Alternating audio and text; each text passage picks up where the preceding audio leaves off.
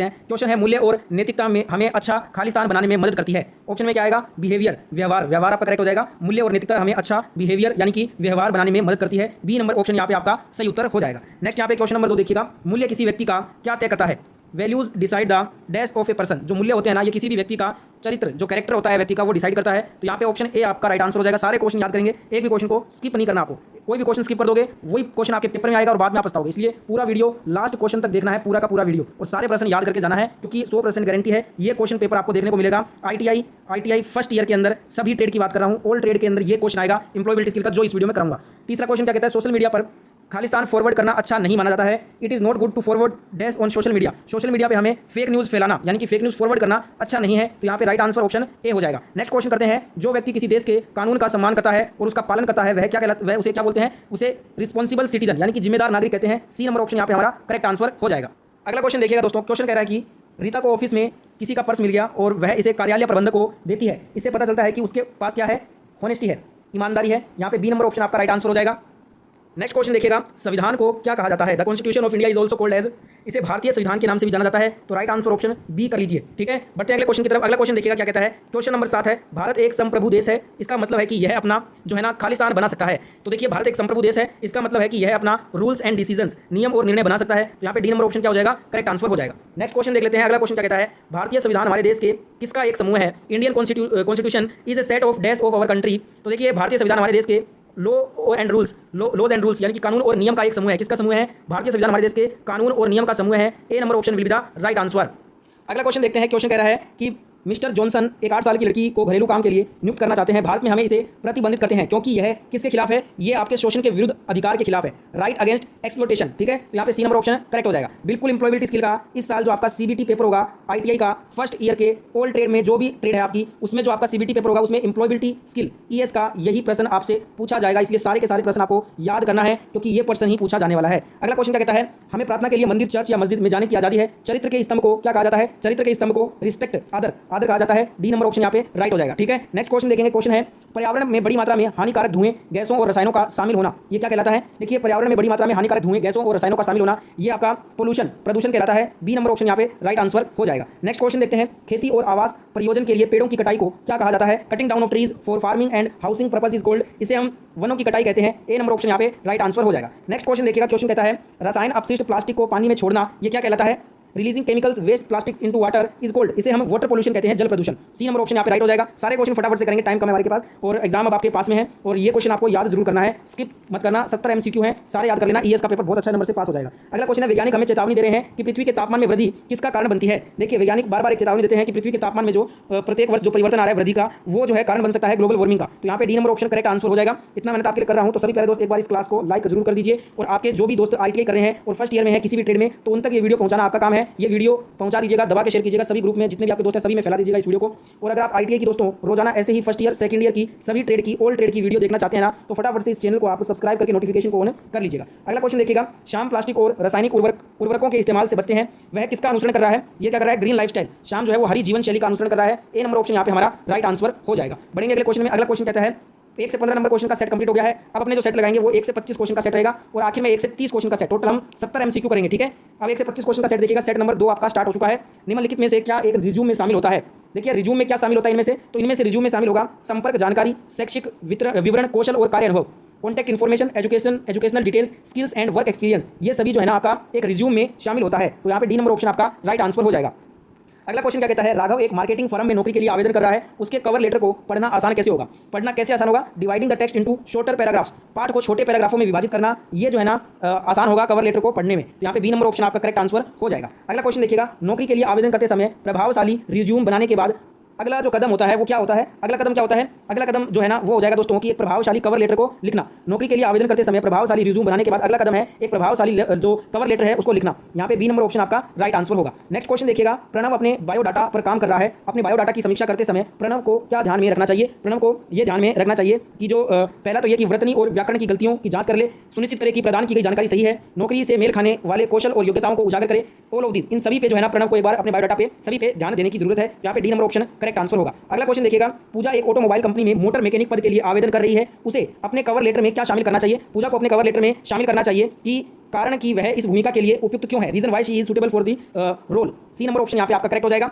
अगर क्वेश्चन देखिएगा, सारे के सारे क्वेश्चन आपको रटना है। ईएस जो होता है ना वो इतना समझने का काम नहीं है, इसमें आपको ज़्यादा से ज़्यादा क्या होता है, आपको रट्टा लगाना होता है जिससे कि आप ज़्यादा से ज़्यादा चीज़ें याद कर सको, जो कि आपके एग्जाम में आपको हेल्प करेगी। नेक्स्ट यहाँ पे 6 नंबर क्वेश्चन देखिएगा, जो औपचारिक संचार होता है वो क्या होता है। देखिए व्हाट इज फॉर्मल कम्युनिकेशन। जो फॉर्मल कम्युनिकेशन होता है ना, ये क्या होता है कि आपको जो है official communication following A set of rules, नियमों के एक सेट का पालन करते हुए आधिकारिक संचार जो है ना, उसे ही हम औपचारिक संचार कहते हैं। ठीक है, तो यहाँ पे हमारा राइट आंसर क्या हो जाएगा, B number option is the right answer. Next question देखते हैं। क्वेश्चन अगला देखिएगा। क्वेश्चन में आपसे कहा है कि निम्नलिखित में से कौन सा नौकरी के साक्षात्कार में औपचारिक परिचय है। विच of the following is a formal introduction in A job interview. अब यहाँ पे जॉब इंटरव्यू में जो आपका फॉर्मल इंट्रोडक्शन होगा वो क्या होगा, तो इसमें हम बोलेंगे सुप्रभात, दोपहर, मैं प्रमीत हूँ और इस भूमिका के लिए मुझे चुनने के लिए मैं आपका धन्यवाद करना चाहता हूँ। Good morning, afternoon, I am Pramit and I want to thank you for considering me for this role. यहाँ पे डी नंबर ऑप्शन आपका क्या हो जाएगा, राइट आंसर हो जाएगा। नेक्स्ट क्वेश्चन देखिएगा। क्वेश्चन है औपचारिक लिखित संचार का एक उदाहरण क्या होता है। What is an example of formal written communication. औपचारिक लिखित संचार का उदाहरण क्या हो जाएगा कि अपने प्रबंधक को ईमेल लिखना, writing an email to your manager. यहाँ पे सी नंबर ऑप्शन आपका राइट हो जाएगा। ठीक है, नेक्स्ट यहाँ पे क्वेश्चन देखिएगा। नौकरी के लिए साक्षात्कार के दौरान यदि आप कोई प्रश्न सुन या समझ न सकें तो आप क्या कहेंगे। During a job interview if you couldn't hear or understand a question what would you say. देखिए नौकरी के इंटरव्यू के दौरान अगर आपको कोई प्रश्न जो है ना, अगर आप न सुन पाए या न समझ पाए तो उस स्थिति में हम क्या कहते हैं, माफ करें मैं समझ नहीं पाया, कृपया क्या आप कृपया सवाल दोहरा सकते हैं, sorry I didn't understand, could you please repeat the question. यहाँ पे ए नंबर ऑप्शन आपका करेक्ट आंसर हो जाएगा। ठीक है, नेक्स्ट यहाँ पे जो क्वेश्चन है देखिएगा। नौकरी के लिए इंटरव्यू के दौरान रमेश से उसकी 3 सबसे अच्छी खूबियों के बारे में पूछा जाता है। निम्नलिखित में से कौन सा जवाब अच्छे औपचारिक संचार को दर्शाएगा। During a job interview Ramesh is asked to describe his top 3 strengths which of the following responses show good formal communication. तो यहाँ पे जो आपका जो होगा ना, देखिएगा इसमें आंसर क्या हो जाएगा, मेरी शीर्ष जो 3 कुशलताएं, समस्याएं, समाधान, टीम वर्क और विवरण पर ध्यान देना होगा। तो ये आपका बिल्कुल जवाब जो है वो सही दर्शाता है। सी नंबर ऑप्शन यहाँ पे राइट आंसर हो जाएगा। ठीक है, अगला क्वेश्चन यहाँ पे करते हैं। नेक्स्ट क्वेश्चन देख लीजिएगा। क्वेश्चन है अनौपचारिक संचार क्या है। What is informal communication. एक फॉर्मल कम्युनिकेशन था, अब ये इनफॉर्मल है। अनौपचारिक संचार क्या होता है, आधिकारिक कार्य व्यवस्था के बाहर अनौपचारिक बातचीत करना। ये आपका अनौपचारिक संचार का उदाहरण है। सी नंबर ऑप्शन यहाँ पे राइट आंसर हो जाएगा। नेक्स्ट क्वेश्चन करते हैं। अगला क्वेश्चन में कहा है निम्नलिखित में से कार्यस्थल पर कुछ अनौपचारिक स्थितियां कौन सी होंगी। Which of the following are some informal situations within the workplace. तो यहाँ पे कार्यस्थल पर जो कुछ अनौपचारिक स्थितियां होंगी ना, वो कौन कौन सी हो जाएंगी। एक तो हो जाएगी कैंटीन, कैफेटेरिया में भोजन करना, वाटर कूलर के पास पीने का पानी, प्रतीक्षा करना या लॉबी हॉलवे में टहलना, ऑल ऑफ दिस, इन सब, ये सभी जो है ना, इन सब में जो है वो आपका कार्यस्थल पर अनौपचारिक स्थितियां होती हैं। तो यहाँ पे D number option right answer हो जाएगा। सारे क्वेश्चन करना जरूरी है, एक भी क्वेश्चन को आपको स्किप नहीं करना है। टोटल 70 एमसीक्यू हैं, 70 के 70 एमसीक्यू आपको याद करना है, जिससे कि आप एम्प्लॉयबिलिटी स्किल एग्जाम में अच्छे नंबर से पास करो। अगला यहाँ पे क्वेश्चन देखिएगा। कार्यस्थल पर अनौपचारिक संचार के कुछ लाभ क्या होते हैं। What are some advantage of informal communication at the workplace. तो यहाँ पे देखिए जो कार्यस्थल होता है उस पर अनौपचारिक संचार के कुछ लाभ भी होते हैं, जैसे कि लोगों को एक साथ मिलकर बेहतर काम करने में ये मदद करता है। Helps people work together better. यहाँ पे ए नंबर ऑप्शन आपका राइट आंसर होगा। नेक्स्ट यहाँ पे क्वेश्चन देखिएगा। क्वेश्चन है कि आपने एक कंपनी में नई नौकरी शुरू की, लंच ब्रेक के दौरान आप देखते हैं कि कुछ सहकर्मी आपस में बातचीत कर रहे हैं, आप उनके साथ अनौपचारिक बातचीत कैसे शुरू करेंगे। हम क्या करेंगे, उनको ये पूछेंगे कि उन्हें कौन सी टीवी शो, खेल देखना पसंद है, उन्हें कौन सी किताबें पढ़ना पसंद है, या उनकी जो वीकेंड प्लान्स हैं वो उनकी क्या है। ये इससे हम जो है ना शुरू करेंगे अनौपचारिक बातचीत। तो यहाँ पे बी नंबर ऑप्शन करेक्ट हो जाएगा। फटाफट से आंसर देखेंगे क्योंकि टाइम कम है, तो आप सारे क्वेश्चन के आंसर जो है वो एक नोटबुक में नोट डाउन जरूर कर लीजिए, इससे आपको बाद में रिवीजन करने में सहायता होगी। अगला क्वेश्चन देखिएगा।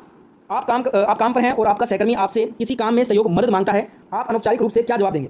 हम जो जवाब देंगे वो होगा कि जरूर मैं मदद कर सकता हूं, तुम्हें क्या चाहिए, sure I can help, what do you need. यहाँ पे सी नंबर ऑप्शन आपका राइट आंसर हो जाएगा। ठीक है, नेक्स्ट यहाँ पे देखिएगा। क्वेश्चन है what is work place ethic. कार्यस्थल शिष्टाचार क्या होता है। जो कार्यस्थल शिष्टाचार होता है वो जो है दोस्तों, ये होता है कि कार्यस्थल पर सम्मान और व्यावसायिकता पर आधारित उचित व्यवहार। यहाँ पे बी नंबर ऑप्शन आपका राइट आंसर हो जाएगा। नेक्स्ट यहाँ पे क्वेश्चन देखिएगा। निम्नलिखित में से किसे कार्यस्थल पर उचित व्यवहार माना जाता है। देखिए कार्यस्थल पर जो उचित व्यवहार है ना, ये किसे माना गया है, तो ये मैं आपको बता दूं दोस्तों, यहाँ पे तीनों ही गलत दिए गए हैं। चौथा ऑप्शन देखिएगा, कार्यस्थल को स्वच्छ बनाए रखना, maintaining a clean work place, ये आपका जो है ना उचित व्यवहार माना जाता है कार्यस्थल पर। तो यहाँ पे डी नंबर ऑप्शन राइट हो जाएगा। अगला क्वेश्चन देखिएगा। क्वेश्चन कहता है किस ट्री अपनी डेस्क पर काम कर रही है, कार्यस्थल पर निम्नलिखित में से कौन सा व्यवहार अनुचित है। डेस्क पर बार बार टैप करना, ये जो है ना कार्यस्थल पर जो है वो अनुचित व्यवहार है। C number option right answer हो जाएगा। अगला क्वेश्चन देखेंगे। क्वेश्चन कहता है टीम मीटिंग के दौरान आयशा द्वारा की गई निम्नलिखित में से कौन सी कार्यवाही उचित कार्यस्थल शिष्टाचार को दर्शाता है। तो देखिए टीम मीटिंग के दौरान जो आयशा के द्वारा निम्नलिखित में जो कार्यवाही जो उचित कार्यस्थल शिष्टाचार को दर्शाती है वो ये है कि अपने फोन को साइलेंट मोड पर रखें और चर्चा में सक्रिय रूप से भाग लें। ये जो है ना आयशा के द्वारा मीटिंग के दौरान जो है वो एक उचित कार्यस्थल शिष्टाचार को दर्शाती है। तो यहाँ पे राइट आंसर हो जाएगा डी नंबर ऑप्शन। नेक्स्ट यहाँ पे क्वेश्चन देखिएगा। क्वेश्चन है लंच ब्रेक के दौरान अर्जुन अपने सहकर्मियों को दूसरे सहकर्मी के बारे में गपशप करते हुए सुनता है, अर्जुन को क्या करना चाहिए। अर्जुन को अपने सहकर्मियों को बताएं कि कार्यस्थल पर गपशप करना अनुचित व्यवहार है। यहाँ पे ए नंबर ऑप्शन क्या हो जाएगा, राइट आंसर हो जाएगा। अगला क्वेश्चन देखेंगे। क्वेश्चन कहता है निम्नलिखित में से कौन सा कथन अच्छी टीम वर्क को दर्शाता है। विच of the following statement shows good team work. अच्छी टीम वर्क को क्या दर्शाता है, तो देखिए एक समान लक्ष्य की दिशा में मिलकर काम कर रहे हैं, working together towards a common goal, ये एक अच्छी जो है ना टीम वर्क को दर्शाता है। यहाँ पे सी नंबर ऑप्शन हमारा सही उत्तर हो जाएगा। नेक्स्ट यहाँ पे क्वेश्चन देखिएगा। क्वेश्चन है टीम वर्क के लिए निम्नलिखित में से क्या आवश्यक नहीं है। तो टीम वर्क के लिए स्वस्थ संचार होना जरूरी है, काम का विभाजन जरूरी है, विश्वास जरूरी है, संघर्ष और तर्क, कॉन्फ्लिक्ट एंड आर्गुमेंट, ये अच्छी टीम वर्क के लिए आवश्यक नहीं होता है। तो यहाँ पे सी नंबर ऑप्शन हमारा राइट आंसर होगा। ठीक है, नेक्स्ट क्वेश्चन देख लेते हैं। अगला क्वेश्चन क्या है। क्वेश्चन है कि रवि अपने 2 अन्य साथियों के साथ एक प्रोजेक्ट पर काम कर रहा है, इनमें से कौन से उसे एक अच्छा टीम खिलाड़ी बनाता है। तो यहाँ पे जो अच्छा टीम खिलाड़ी बनाएगा वो टीम को तेजी से काम करने में मदद करने के लिए विचारों को साझा करना, ये जो है ना रवि को एक अच्छा टीम खिलाड़ी बनाता है। यहाँ पे बी नंबर ऑप्शन करेक्ट हो जाएगा। नेक्स्ट क्वेश्चन देखिएगा, क्वेश्चन है आपकी टीम ने एक चुनौतीपूर्ण प्रोजेक्ट सफलतापूर्वक पूरा कर लिया है, आपको सफलता का जश्न कैसे मनाना चाहिए। मदद के लिए अपने समूह के सभी लोगों को धन्यवाद देकर इस प्रकार से हमें सफलता का जश्न मनाना चाहिए। डी नंबर ऑप्शन यहाँ पे हमारा राइट आंसर हो जाएगा। नेक्स्ट क्वेश्चन है समूह परियोजना के दौरान आपकी टीम का कोई सदस्य अपना निर्धारित कार्य पूरा करने में संघर्ष कर रहा है, आपको क्या करना चाहिए उस स्थिति में। हमें क्या करना चाहिए, उनके कार्यों को पूरा करने में सहायता और समर्थन की पेशकश करनी चाहिए। ठीक है, बी नंबर ऑप्शन राइट हो जाएगा। मैं डायरेक्ट आपको बाकी ऑप्शन नहीं बता रहा, जो आंसर वाला ऑप्शन है वही बता रहा हूँ, इससे टाइम बच रहा है और आप नोट डाउन करके रहिएगा सारे क्वेश्चन। देखिए सेट नंबर 2 हमारा जो है ना, सेट नंबर 2 ये भी कंप्लीट हो चुका है। अब हम करेंगे सेट नंबर 3। इस सेट नंबर 3 में 1 से 30 क्वेश्चन रहेंगे। ठीक है, तो चलिए स्टार्ट करते हैं। पहला क्वेश्चन सेट नंबर 3 का क्वेश्चन है निर्माण जगत में खालिस्तान के साथ प्रमुख परिवर्तन हुए। निर्माण जगत में जो इंडस्ट्रियल रेवोल्यूशन हुआ था, औद्योगिक क्रांति हुई थी, औद्योगिक क्रांति के साथ जो है वो प्रमुख परिवर्तन हुए थे। तो यहाँ पे सी नंबर ऑप्शन हमारा करेक्ट आंसर हो जाएगा। अगला क्वेश्चन क्या कहता है, प्रौद्योगिकी और खालिस्तान विकास के कारण निर्माण की प्रक्रिया बदल गई है। देखिए जो प्रौद्योगिकी और जो हमारा ये जो है ना, ये आपका वैज्ञानिक जो है ना साइंटिफिक, इसमें आपका राइट आंसर हो जाएगा वैज्ञानिक। प्रौद्योगिकी और वैज्ञानिक विकास के कारण जो निर्माण की प्रक्रिया है वो बदल गई है, तो यहाँ पे राइट आंसर हो जाएगा बी नंबर ऑप्शन। ठीक है, अगला क्वेश्चन देखिएगा, क्वेश्चन है कौशलों का नियमित मूल्यांकन किस में वृद्धि के लिए आवश्यक है। कौशलों का जो नियमित मूल्यांकन है ना, ये करियर आजीविका की वृद्धि के लिए आवश्यक है। तो यहाँ पे राइट आंसर क्या हो जाएगा, ऑप्शन नंबर ए यहाँ पे हमारा राइट आंसर होगा। नेक्स्ट क्वेश्चन देखेंगे, क्वेश्चन कहता है नीतू के पास उत्कृष्ट कहानी कहने का कौशल है, यह किस प्रकार की बुद्धि मानी जाती है। ये एक लॉजिक स्मार्टनेस है, लॉजिक स्मार्ट। तो यहाँ पे बी नंबर ऑप्शन आपका राइट आंसर हो जाएगा। नेक्स्ट क्वेश्चन करें उससे पहले जितने भी प्यारे साथी देख रहे हैं वीडियो अभी भी, तो वीडियो को आप सभी एक साथ लाइक कर दीजिएगा अगर आपने लाइक नहीं किया हुआ है, और ज़्यादा से ज़्यादा आप अपने दोस्तों को ये वीडियो पहुंचाने के लिए शेयर करना। आपके जो भी दोस्त ITI कर रहे हैं ना, वो फर्स्ट ईयर के अंदर हैं और किसी भी ट्रेड में है, ऑल ट्रेड में किसी भी ट्रेड में है, तो उन तक ये वीडियो पहुंचा दीजिएगा, क्योंकि एम्प्लॉयबिलिटी स्किल का इस साल जो CBT पेपर होगा उसमें ES का सारे क्वेश्चन इस वीडियो से आपको देखने को मिलने वाले हैं। तो पूरा वीडियो आप ध्यान से अंत देखिए और लाइक शेयर सब्सक्राइब जरूर कीजिए। क्वेश्चन नंबर 5 क्या कहता है, स्वराज इंटरनेट आधारित डाटा एंट्री नौकरियों की तलाश में है, उसे किस सबसे महत्वपूर्ण कौशल की आवश्यकता है। उसे बुनियादी कंप्यूटर कौशल, बेसिक कंप्यूटर स्किल की सबसे ज्यादा रिक्वायर्ड है। ए नंबर ऑप्शन यहाँ पे हमारा राइट हो जाएगा। नेक्स्ट क्वेश्चन देखते हैं, क्वेश्चन निम्न में से कौन सा व्यक्ति के व्यक्तित्व का हिस्सा नहीं होता। ताकत होता है, कमजोरियां होती है, मान्यताएं होती है। स्किन कलर, त्वचा का जो रंग होता है ना, ये व्यक्ति के व्यक्तित्व का हिस्सा नहीं होता है। डी नंबर यहाँ पे ऑप्शन हमारा राइट आंसर हो जाएगा। नेक्स्ट क्वेश्चन देखिएगा, क्वेश्चन है चीजें जो करने में अच्छी होती है ना, वे क्या कहलाती है, एबिलिटीज, क्षमताओं में है। तो यहाँ पे सी नंबर ऑप्शन करेक्ट हो जाएगा। अगला यहाँ पे देखिएगा, क्वेश्चन है कुछ अच्छी तरह से करने में असमर्थता व्यक्ति का क्या कहलाता है, वीकनेस कहलाता है, कमजोरी। ए नंबर ऑप्शन यहाँ पे राइट हो जाएगा। ठीक है, नेक्स्ट क्वेश्चन देखिएगा, क्वेश्चन है मीना को खाली समय में संगीत सीखना पसंद है, यह सुधार करने के लिए उसके किसमें से एक है, इंटरेस्ट में से, रुचियों में से एक है। यहाँ पे बी नंबर ऑप्शन आपका राइट हो जाएगा। नेक्स्ट क्वेश्चन देखिएगा, क्वेश्चन है बीजो MS एक्सेल में अच्छा नहीं है, अपनी कड़ी मेहनत से वह कमजोरियों को दूर करना और उन्हें खालिस्तान में बदलना सीखा है। किस में बदलना सीखता है, ताकत में, कमजोरी को ताकत में बदलना सीखता है, किससे, कड़ी मेहनत से। तो यहाँ पे डी नंबर ऑप्शन हमारा राइट आंसर हो जाएगा। नेक्स्ट क्वेश्चन देखेंगे, क्वेश्चन है जिस तरह से हम अपने भारी वातावरण से बातचीत, प्रबंधन और व्यवहार करते हैं उसे खालिस्तान कौशल के रूप में जाना जाता है। उसे जो है ना बिहेवियर, जो व्यवहार जो होता है, व्यवहार कौशल के रूप में जाना जाता है। ए नंबर ऑप्शन यहाँ पे हमारा राइट आंसर हो जाएगा। अगला क्वेश्चन है व्यवहार कौशल में एक है जो कार्य को कुशलतापूर्वक व्यवस्थित करने और इसे समय पर पूरा करने के लिए आवश्यक है, तो इसे बोलते हैं टाइम मैनेजमेंट, समय प्रबंधन। C number option is the right answer. Next question देखिएगा, क्वेश्चन कहता है अल्पन जो है ना सुबह योग करता है और खुद को मोटिवेट करने के लिए वह YouTube क्लासेस को फॉलो करते हैं, यह किसका एक उदाहरण है, यह सेल्फ मोटिवेशन, स्वयं प्रेरणा का एक एग्जाम्पल है। ए नंबर ऑप्शन यहाँ पे राइट हो जाएगा। नेक्स्ट देखिएगा, क्वेश्चन है किसी समस्या को हल करने के लिए सोचने का एक तरीका, इसे हम क्या बोलते हैं, क्रिटिकल थिंकिंग, महत्वपूर्ण सोच बोलते हैं। A number option is the right answer.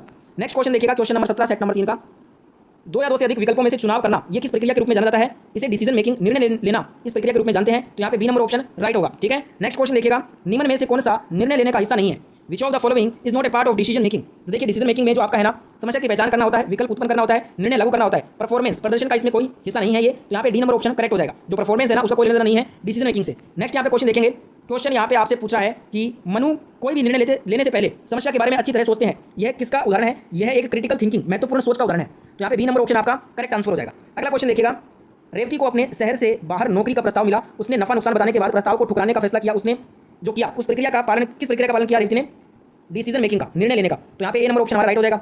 अगला क्वेश्चन देखिएगा, क्वेश्चन नंबर 21 सेट नंबर 3 का समय प्रबंधन के क्या लाभ है, what are the advantages of time management. जो मैनेजमेंट है उसका जो हमारा जो लाभ होता है, एक तो कार्य को समय पर पूरा कर सकते हैं, दैनिक लक्ष्यों को प्राप्त कर सकते हैं, तनाव को कम कर सकते हैं, ऑल ऑफ दिस, इन सब पे टाइम मैनेजमेंट का एडवांटेज है। तो यहाँ पे D number option will be the right answer. Next question करेंगे, क्वेश्चन है अच्छा समय प्रबंधन काम पर खालिस्तान को बेहतर बनाने में मदद करता है। अच्छा समय प्रबंधन जो है ना, ये दोस्तों परफॉर्मेंस, प्रदर्शन को बेहतर बनाने में मदद करता है। तो यहाँ पे बी नंबर ऑप्शन हमारा राइट हो जाएगा। अगला क्वेश्चन है कार्य समय के ब्लॉक को खालिस्तान तकनीक कहा जाता है, कार्य समय के ब्लॉक को पोमोडोरो तकनीक कहा जाता है। तो यहाँ पे सी नंबर ऑप्शन हमारा राइट होगा आंसर। अगला क्वेश्चन देखिएगा, रहीम अपने लंच ब्रेक के दौरान MS ऑफिस सीखता है, यह एक उदाहरण है। देखिए रहीम अपने लंच ब्रेक के दौरान MS ऑफिस सीखता है, ये किसका उदाहरण होता है, तो ये जो है ना टाइम मैनेजमेंट, समय प्रबंधन का उदाहरण है। ए नंबर ऑप्शन राइट हो जाएगा। अगला क्वेश्चन क्या कहता है, भानु 25 मिनट का टास्क, भानु जो है वो 25 मिनट का टास्क प्लानर बनाता है और ब्लॉक किए गए समय में कभी विचलित नहीं होता, वह कौन सा तरीका अपनाती है, तो वो जो है ना जो तरीका है वो है पोमोडोरो। क्या है, पोमोडोरो तरीका है ये। तो यहाँ पे राइट आंसर क्या हो जाएगा, option A is the right answer.